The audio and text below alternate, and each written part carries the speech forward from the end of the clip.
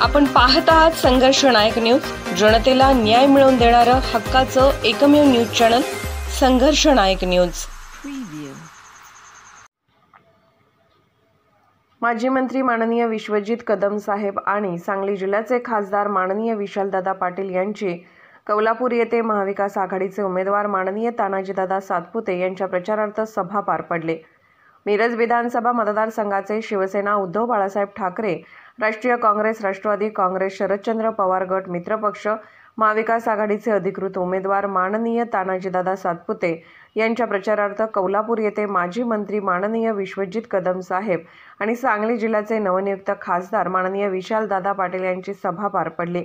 या सभेमध्ये बोलत असताना आपल्या शैलीमध्ये समाचार घेतला आणि स्थानिक भूमिपुत्राला महाराष्ट्राच्या विधानसभेमध्ये पाठवण्यासाठी जनतेला आवाहन केले।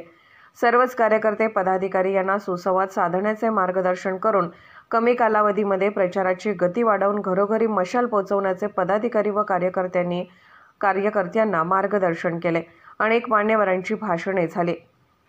बूथ यंत्रणा सक्षम करण्याच्या सूचना माननीय विश्वजित कदम साहेब आणि माननीय विशालदादा पाटील यांच्याकडून करण्यात आल्या।